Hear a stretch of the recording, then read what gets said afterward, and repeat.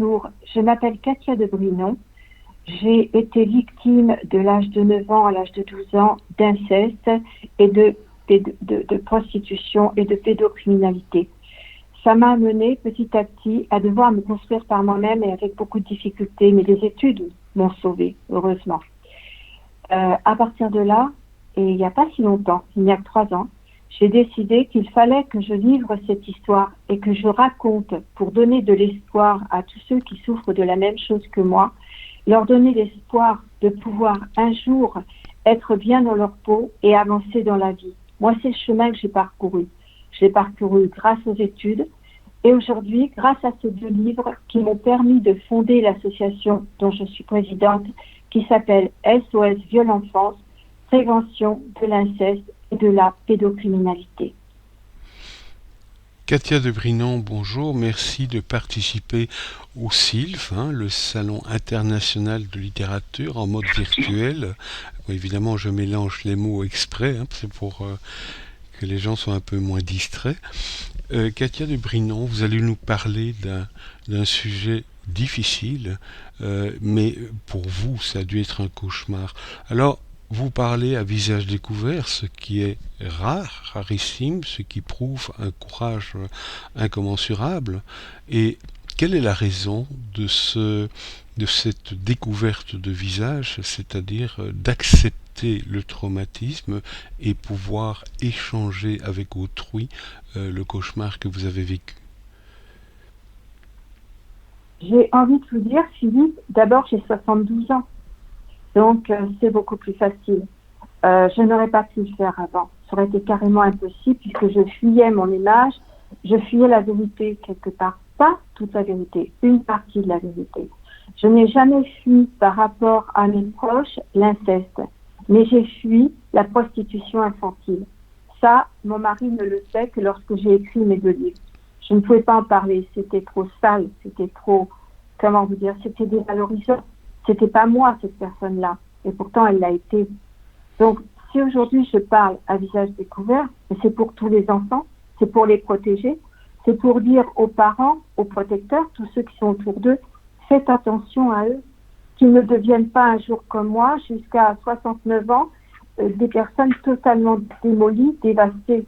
Et je sais qu'on est très, très nombreux, vous savez. Un adulte avoue aujourd'hui sur 10 avoir été victime d'inceste. 1 sur 10. Alors, Katia de Brinon, effectivement, vous parlez d'inceste et également de prostitution. J'avais lu votre livre avec beaucoup d'intérêt et je n'en suis pas sorti entier, et c'est tant mieux, ça veut dire que vous avez réellement touché un point sensible, et j'avoue qu'en tant qu'homme, c'est d'autant plus bouleversant que je fais partie de ce côté-là, de ce côté à risque, et je me posais la question suivante, et excusez-moi si elle est indiscrète. Vous êtes marié? Vous l'avez avoué, votre mari n'était pas informé avant d'avoir lu vos ouvrages, mais comment avez-vous pu vivre le mariage? Alors, si vous voulez, il y a plusieurs réponses. En fait, mon mari, je ne lui ai jamais caché l'inceste.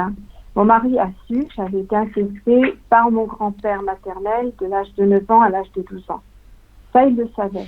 Ce que je ne pouvais pas lui dire, c'est qu'il me prostituait. Ça, je n'y arrivais pas, ça ne sortait pas. Et peut-être même, vous savez, aujourd'hui, je me pose des questions, est-ce que même moi, je le réalisais totalement? Peut-être pas. On parle beaucoup, vous savez, d'amnésie post-traumatique. Est-ce que j'en étais pas un petit peu victime quand même? Et pourtant, j'avais tous les détails quelque part. Mais pourquoi ce mariage? Ce mariage, en fait, si vous voulez, tout simplement parce que je suis tombée amoureuse de mon mari, que l'amour arrange bien les choses, que ça fait quand même 40 ans aujourd'hui que nous sommes ensemble, et nous avons 38 ans de mariage derrière nous, qu'il n'a pas vécu des choses faciles, je le dis tout de suite, parce que vous savez, vivre avec quelqu'un qui a subi ça, c'est vivre aussi ses problèmes. Et moi, mes problèmes, ils étaient surtout de l'ordre d'amnésie rétrograde. C'est-à-dire que lorsque l'on me faisait du mal, lorsque l'on me blessait, lorsque je souffrais, je repartais à un âge où je n'avais pas souffert. C'est-à-dire où j'avais 8 ans, et à ce moment-là, je parlais avec la voix d'une enfant de 8 ans. Et je me mettais à rire, à lui parler de mes petites copines, etc. Ou alors, je partais à l'âge de 30 ans et je m'apprêtais à sortir en boîte avec des amis, par exemple. Vous voyez, c'est une zone de confort. Donc, pour mon mari, vivre ça, ça a été compliqué, très compliqué. Il a fallu qu'il s'y habitue. Et puis après, Philippe, soyons honnêtes, moi, j'ai pas de tabou. Et il y avait la partie intime de notre couple. Et cette partie-là a été très compliquée, puisqu'en fait, nous sommes allés voir des sexologues multiples. Nous sommes allés voir le fameux professeur Torchman, qui a défrayé la chronique, parce que oui, il recevait des victimes, mais il les violait. C'était pas mal. Moi, imaginez-vous la chance que j'ai eue de comprendre avant qu'il me touche ce qu'il allait me faire. J'ai fui comme une folle de son cabinet. Il a été condamné. Cet homme-là a été, malheureusement, pas de chance, il est mort avant son procès. Ça, je le regrette pour les victimes, parce qu'on a besoin d'entendre des condamnations. Mais celle-là, non, je l'aurais pas eu. Mais voilà, ça m'a fait réfléchir à ma problématique sexuelle. Bien sûr que vous savez, quand je suis juste dans la tendresse, tout va bien. Mais lorsque je sors de la tendresse pour passer à l'acte, qu'est-ce que je revois à ce moment-là? Je revois le vieux Tété Henri et tous ses amis qui me violaient. Donc, c'est un problème très compliqué. Oui, justement, très compliqué, et la difficulté en vous interviewant, en vous interrogeant, est de ne pas tomber dans le voyeurisme, le sensationnalisme, pardon. Et dans votre livre, vous le écrivez très très bien, votre grand-père vous viole, il abuse d'une mineure, d'une enfant innocente, non content de vous violer. Progressivement, il vous entraîne dans un groupe d'amis et là, l'enfer commence. Alors, évidemment, je ne suis pas juge et qui suis-je pour porter un jugement? Mais qu'est-ce qui se passe dans la tête d'un adulte quand il arrive à passer à l'acte? J'entends entre je marque une pause parce que les mots sont difficiles. Nous avons tous nos fantasmes, nous les avons tous. Parfois des fantasmes avouables, parfois des trucs qui vous passent par la tête et vous vous demandez d'où ça vient. Et nous essayons de réfréner, non seulement nous essayons, nous réfrénons des gestes qui ne sont pas convenables. Mais lorsqu'on a sa petite fille à côté de soi, qu'est-ce qui fait que l'on passe à l'acte, que l'on ose martyriser cet enfant? Pas une fois, pas deux fois, mais à plusieurs reprises. Alors, là, évidemment, la réponse est assez compliquée, parce qu'il y a plusieurs sortes, si vous voulez, de pédocriminels. On va les appeler comme ça. Il y en a plusieurs sortes. Vous avez des gens qui vont toucher, et ça, Philippe, je vais vous faire un bond, mais des nouveau-nés. Ils ont quelques mois et ils violent des nouveau-nés. Ils vont les violer jusqu'à l'âge en général de 3 ans. Pourquoi 3 ans? Parce qu'après, ils ont peur que l'enfant parle. Ils se cachent derrière une sorte d'horreur.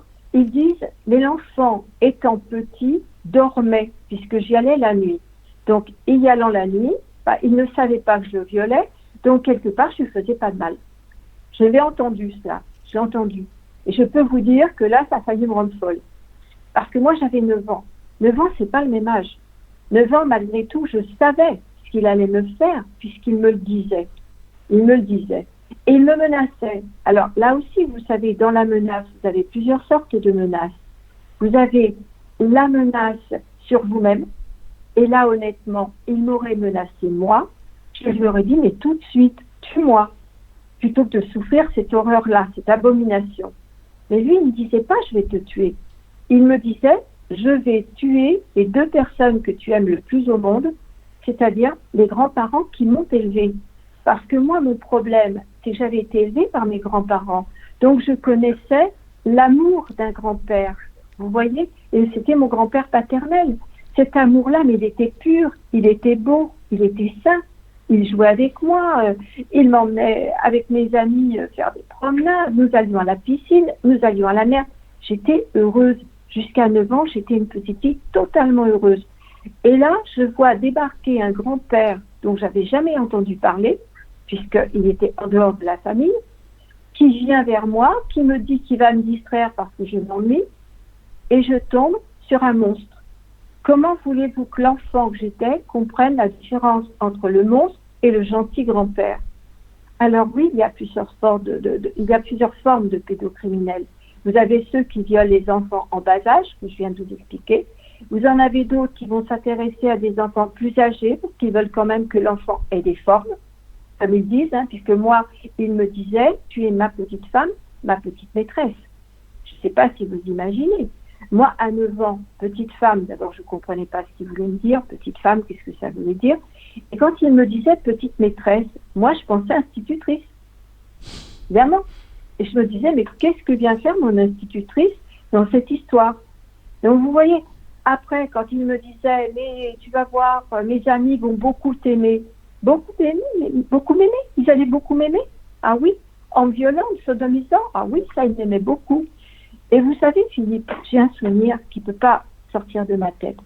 La chambre où ce fameux grand-père me prostituait, qui était dans un hôtel Borg, cette chambre, je revois encore dans mes yeux. Il y avait un grand lit, où allait bien sûr se passer toutes ces jolies choses, et une douche.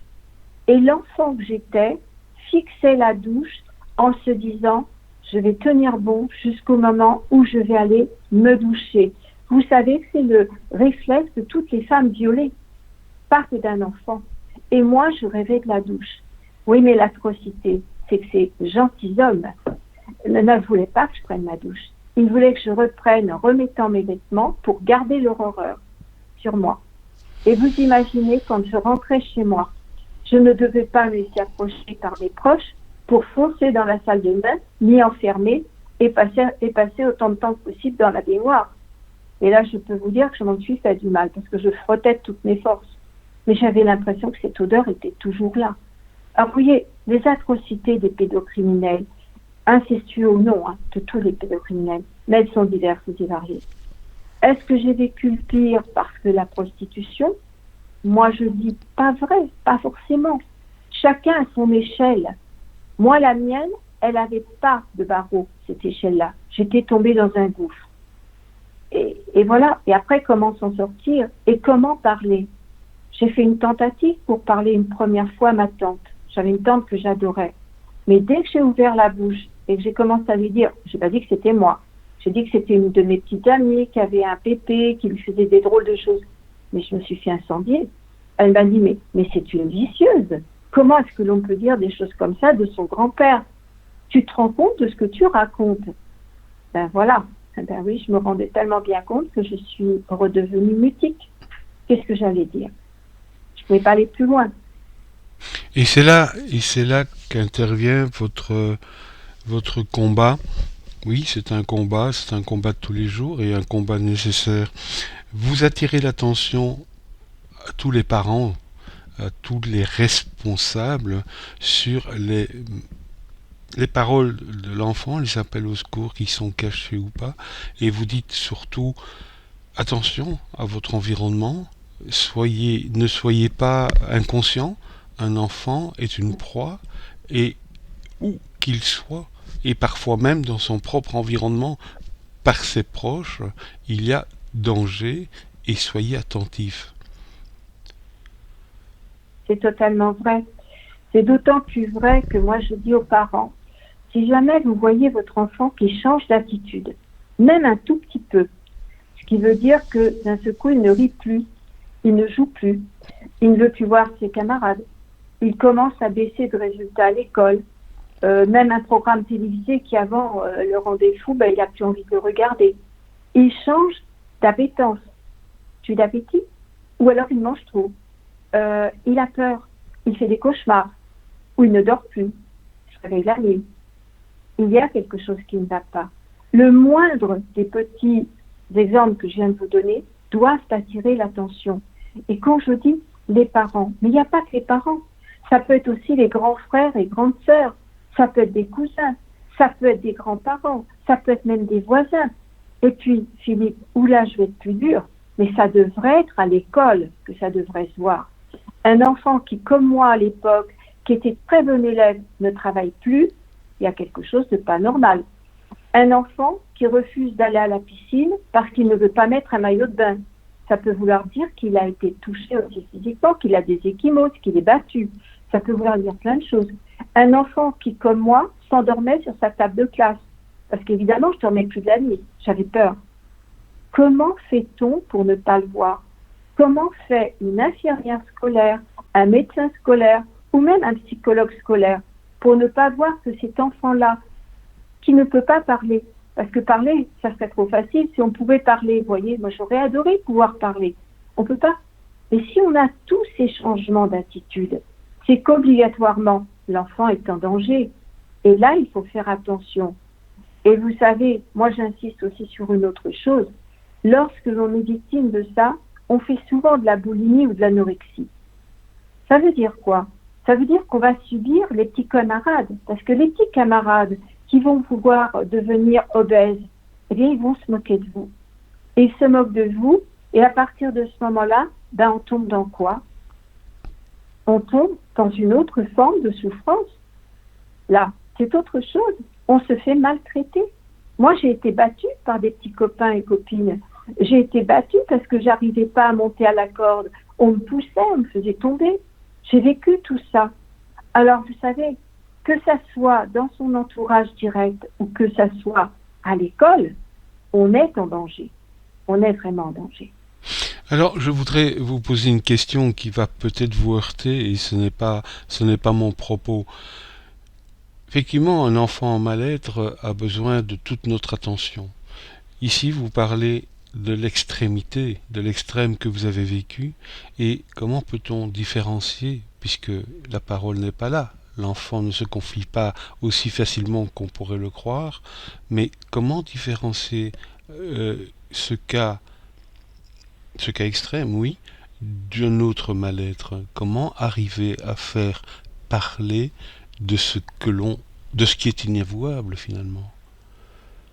Je suis désolé, Alors, mais oui. vos propos sont très durs et ils me touchent beaucoup et j'en perds parfois la parole. Mais je comprends très bien ce que vous voulez dire. J'ai envie de vous dire, ce n'est pas vous, en tant que parent ou éducateur, etc., qui allez pouvoir faire tout sortir de la bouche de l'enfant. Vous n'y arriverez pas. Mais lorsque vous vous rendez compte que votre enfant souffre, il faut immédiatement consulter un pédopsychiatre spécialisé dans ces problèmes-là. Eux, ils savent faire. Ils sauront. On dit toujours, et j'entends beaucoup d'adultes sourire ou rire, « Oh, mais on leur fait faire des dessins. » Mais c'est une méthode qui a fait ses preuves. Pourquoi le dessin? Parce que l'enfant va dessiner en noir. Il va pas mettre de couleur, vous voyez? Ou il va se mettre tout petit avec une main qui s'accroche après celle d'un adulte. Donc, quand vous voyez un dessin comme ça, il faut être logique, c'est qu'il y a un problème. Et là, lui, il va le comprendre, le problème.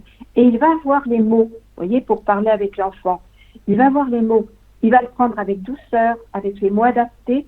Et petit à petit, l'enfant va dire. Alors au début, vous savez, il peut dire des choses qui n'ont pas beaucoup de sens. Du style, ah mais j'ai peur.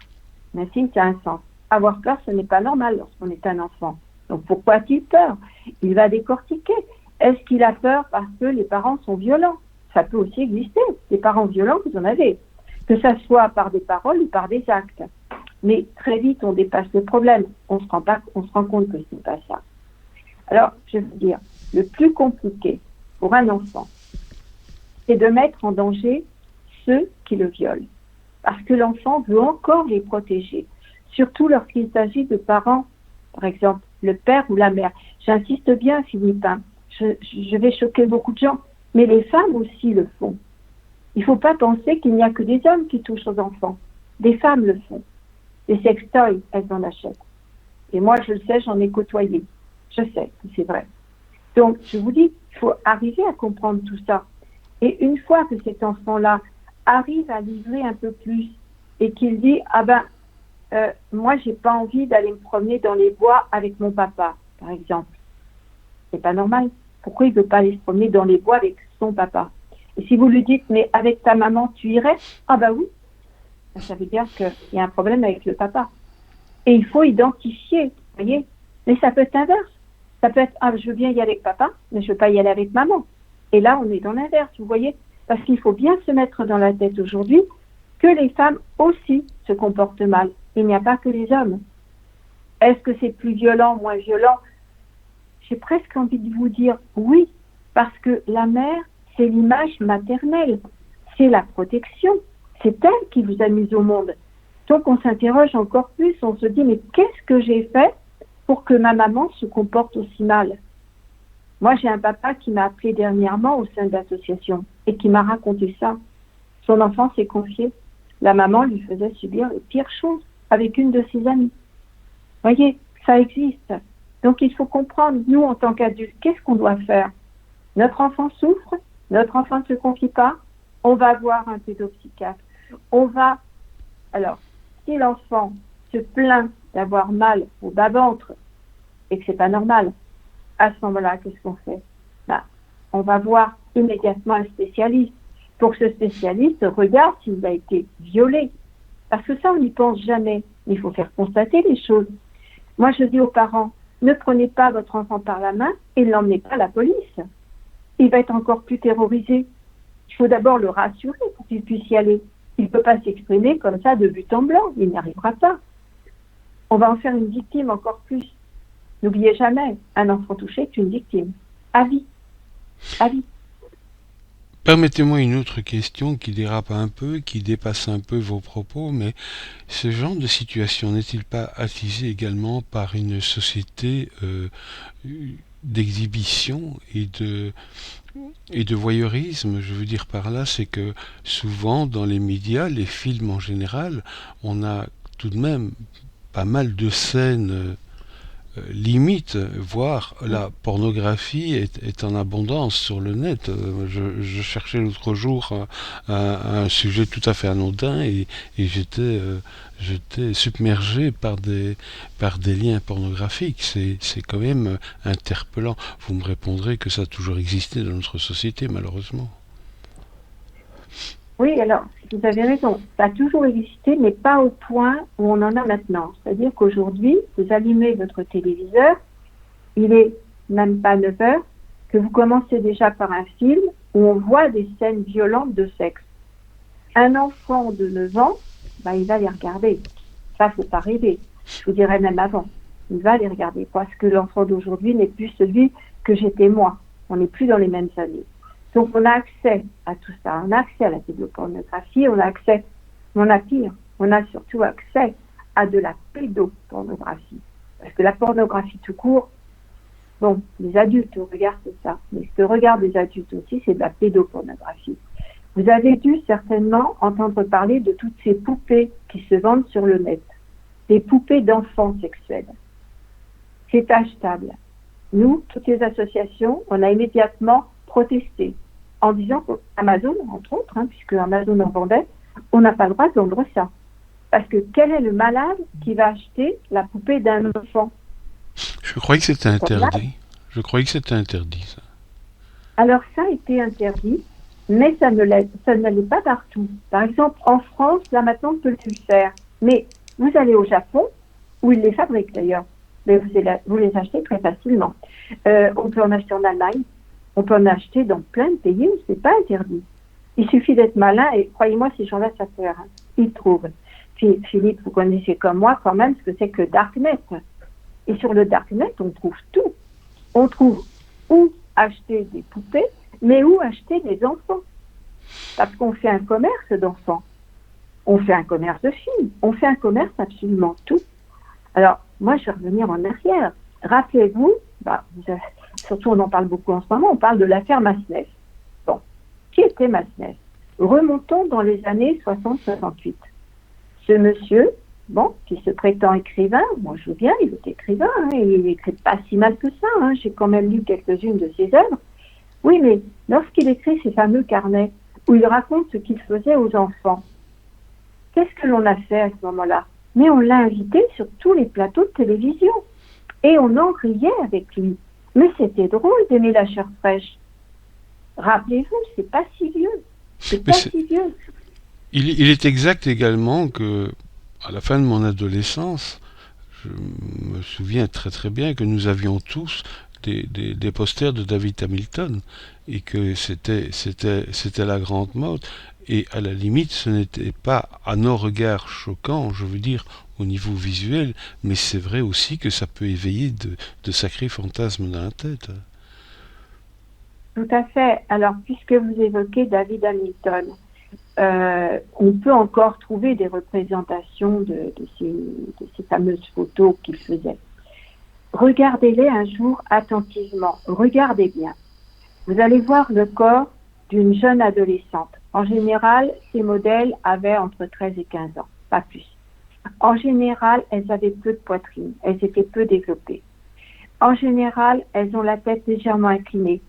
Et prenez le temps de regarder les yeux de ce modèle. Et vous allez voir toute la détresse d'une petite fille qui en fait se faisait violer. Parce que David Hamilton violait ce modèle. C'est le cas, c'est arrivé à Flavie Flament qui l'a exprimé dans un livre, je crois qu'elle en sort un deuxième actuellement. C'est abominable, parce que qui amenait l'enfant chez le photographe célèbre? La mère. Oui, j'allais vous rétorquer ceci, c'est que il y avait tout de même une complicité, et je n'accuse personne, mais je dis simplement, l'enfant, comme vous le dites, était amené par un adulte, donc il y avait une question mercantile qui faisait que les gens en profitaient également. Quand je dis les gens, les adultes. Alors Katia, le temps s'écoule très très rapidement. On a eu quelques problèmes techniques au début, et donc je vous ai laissé un peu vous étendre, mais j'aimerais que vous parliez de votre association, s'il vous plaît. De quoi s'agit-il? Alors, cette association, elle est née il n'y a pas longtemps. Elle a 1 an. Elle a 1 an lorsque j'ai achevé mon 2e livre. Et là, j'ai posé mon stylo et je me suis dit, je ne peux pas en rester là. Pourquoi je ne peux pas en rester là? Parce que maintenant que j'ai tout dit, j'ai de la force. Donc, je vais créer cette association. Nous avons donc créé, avec le but essentiel, nous, de faire de la prévention. Parce que la prévention, c'est le nerf de la guerre. Si vous empêchez un adulte de faire du mal à un enfant, cet enfant est sauvé. Donc on s'est dit, comment on va faire? Et mon mari, qui n'était pas du tout d'accord, je ne vous le cache pas, qui m'a dit, non mais dans quoi tu vas encore t'embarquer maintenant? Je tue quelque part. Et puis bon, au bout de 3 semaines, j'ai eu à l'usure, quoi. Il m'a dit, d'accord, je veux bien te trésorier, mais tu ne m'embarques pas dans une lourde structure. Je lui ai dit non, mon but c'est pas de créer quelque chose de très lourd, il y a déjà beaucoup d'associations très lourdes. Non, moi ce que je voudrais c'est qu'il y ait une avocate qui s'y connaisse déjà très bien dans les droits d'enfants, dans la souffrance des enfants, etc. Donc l'avocate qui travaille avec moi, c'est mon amie et elle est déjà avocate, elle, pour innocence en danger, donc vous voyez, elle a de l'expérience. Et j'ai pris une excellente psychanalyste, psychothérapeute qui ne s'attache qu'aux drames subis par les enfants et qui travaille régulièrement pour une autre association sur laquelle elle fait de l'écoute. Donc vous voyez, nous sommes 3. Ça ne paraît pas beaucoup. Mais à nous 3, nous avons une permanence qui permet d'écouter les parents d'enfants qui ont peut-être des problèmes, mais d'écouter aussi des enfants que les parents me passent au téléphone. Et moi, j'ai les mots pour leur parler. J'ai tout subi. Donc, ayant tout subi, avec de la douceur, avec du temps, parce qu'il faut beaucoup de temps, j'arrive à leur faire lâcher l'histoire. Et dès que je sens que cet enfant est en danger et qu'il n'a peut-être pas été touché, immédiatement, je me mets en relation avec le père ou la mère qui m'a contacté et je les oriente. Pour les autres, eh bien, je fais des conférences. Je vais partout où on m'appelle. Là, j'aurais dû être normalement à Monaco en juin pour le salon du livre. Et là, je devais donner une conférence entourée des associations monégasques. Mais voilà, la Covid est arrivée. Donc, ça n'a pas eu lieu. Mais je pense que normalement, en juin cette année, ça devrait se faire. Je vais dans des émissions de télévision. Pourquoi je me suis mis à visage découvert? Vous m'avez posé la question. Mais parce que quelqu'un qui ne donne pas son nom, qui se couvre, qui se cache, on ne l'écoutera pas. Pourquoi on le croirait? Moi, je leur dis, regardez-moi, j'ai réussi ma vie. J'ai été journaliste, j'ai été rédactrice en chef, je me suis mariée, j'ai des enfants. Si ça a pu fonctionner, c'est qu'on peut s'en sortir. Donc écoutez ma voix, à défaut d'autre chose. Mais écoutez-moi, parce que moi, je veux les sauver, les enfants. Et je dis toujours, il vaut mieux prévenir que tenter d'en guérir. On n'en guérit jamais. Jamais, Philippe. Moi, aujourd'hui, je fais encore des cauchemars. Mais je sais que ça sert à quelque chose. Et j'ai une toute dernière question qui va peut-être vous paraître étrange. Si un adulte se sent en mal-être ou se sent déviant, il a existe-t-il une possibilité de se faire suivre et de se faire, en tout cas, euh, si pas guérir, se protéger les autres contre soi? Je ne sais pas si Oui, ma question est bien amenée, je suis désolé. non, non, j'ai très bien compris ce que vous voulez dire. Si vous avez ce genre de déviance, il faut aller voir un psychiatre, lui expliquer vos problèmes. Il va, à ce moment-là, non seulement vous comprendre, mais vous aider, parce que ce n'est pas de votre faute. En plus, vous en êtes conscient. Donc, c'est que vous n'avez pas envie de faire de mal. Puisque vous n'avez pas envie de faire de mal, il faut vous soigner. Qui veut dire soigner, y avoir les bons traitements. Il ne faut pas aller voir des charlatans qui vont vous dire ah ben non, en parlant, tout va s'arranger. Philippe, en parlant. Mais moi, je peux vous vendre n'importe quoi. La dernière machine à laver aussi, hein, qui ne fait pas de vapeur, tout ce que vous voulez en parlant. Mais la vérité, on ne guérit pas quelqu'un qui est attiré par les enfants en parlant. Il faut qu'il soit soigné. Et soigné pas par n'importe qui. C'est pas votre généraliste qui va le soigner. C'est un psychiatre spécialisé. Et il y en a. Vous avez des pays où c'est développé. Par exemple, au Canada. Au Canada, il y a maintenant une très bonne structure. En France, je suis désolée de le dire, mais non. Il n'y a pas d'association que moi je puisse dire honnête où aller. Parce que j'en connais une. Nous connaissons la même, je ne citerai pas son nom, j'ai assez de problèmes avec elle. Donc, je ne vais pas donner son nom. Mais n'allez pas vers une association. Allez vers un psychiatre. Expliquez-lui votre problématique. N'en ayez pas honte, ce n'est pas de votre faute, puisqu'en plus vous en parlez. C'est donc que vous êtes honnête. Vous n'avez pas fait de mal. N'attendez surtout pas trop tard. Parce Ouais. qu'après, vous savez, c'est grave. Je crois que vous avez répondu à la question et donc la toute dernière, je vous le promets, est-ce que la prison est une réponse à oui à l'acte pédophile? Est-ce que la prison est vraiment l'endroit où l'on doit placer ces monstres? Je dis ces monstres par rapport à l'histoire que vous avez contée, que vous nous avez partagée. Alors déjà, si vous allez en prison, c'est que vous n'êtes pas un pédophile abstinent. C'est que vous êtes un pédocriminel. Sinon, vous n'iriez pas en prison. Bon. Déjà, pour aller en prison, il faut vraiment en avoir fait beaucoup, parce que vous avez dû remarquer comme moi que les jugements, la plupart du temps, ne sont pas à la hauteur des crimes commis. Hein, parce que malheureusement, la plupart du temps, c'est du sursis. Bon. On va donc parler d'un pédocriminel qui prend de la prison. Si vous le mettez dans une prison, sans rien faire d'autre, mais il ressortira dans le même état. Dans le même état. Je vais vous raconter une anecdote pour que vous compreniez mon propos. J'ai rencontré une personne qui avait fait 5 ans de prison, voyez, pour avoir sodomisé des petits garçons. Il est sorti, il va dans la fameuse association dont je vous ai parlé, où il raconte le plaisir qu'avaient ses enfants, qui lui ont écrit à quel point ils aimaient la sodomisation. Vous vous rendez compte? Ce qui veut dire qu'il n'a pas été soigné. Il n'a pas rencontré de psychiatre dans cette prison. La prison n'est donc pas celle qui doit être. Elle n'est pas adaptée pour ces gens-là. Il faut des prisons qui soient adaptées, qui les guérissent. Parce que si on les remet dehors, au bout de quelques années, les Philippe, ils vont recommencer. C'est l'histoire de Nantes. Nantes, où cet homme est sorti après quelques années de prison et où il a été violé et tué une enfant de 15 ans. Voilà où on en est. Une prison inefficace. Merci. Inefficace. Merci Katia, nous avons, je crois, rapidement cerné, mon Dieu, le cerne-t-on jamais cette problématique? Vous nous avez confié votre expérience malencontreuse, malheureuse et terrible. Vous nous avez également confié le chemin de reconstruction. Se reconstruit-on un jour? Je me suis permis de vous poser quelques questions peut-être anodines, des choses qui me passent par la tête, et vous avez gentiment répondu. Elles étaient maladroites, vous m'en excuserez, mais vous comprendrez ô combien j'étais ému par votre histoire. En tout cas, je vous remercie infiniment d'avoir participé à ce salon littéraire qui, comme je vous le disais tout à l'heure, touche nos amis canadiens, touche la Belgique, touche la Suisse, la France, bien entendu, et quelques parties d'Afrique. Merci infiniment, et puis je vous souhaite un bon salon. Vous pouvez retrouver les ouvrages de Katia de Brinon sur le SILF en visitant les pages, et vous avez l'opportunité également de la contacter en live, puisque sa table est virtuelle, mais en live, vous pouvez lui parler simplement. N'oubliez pas de rester courtois, c'est la moindre des choses. Merci à vous. Au revoir. Merci beaucoup, Philippe. Au revoir.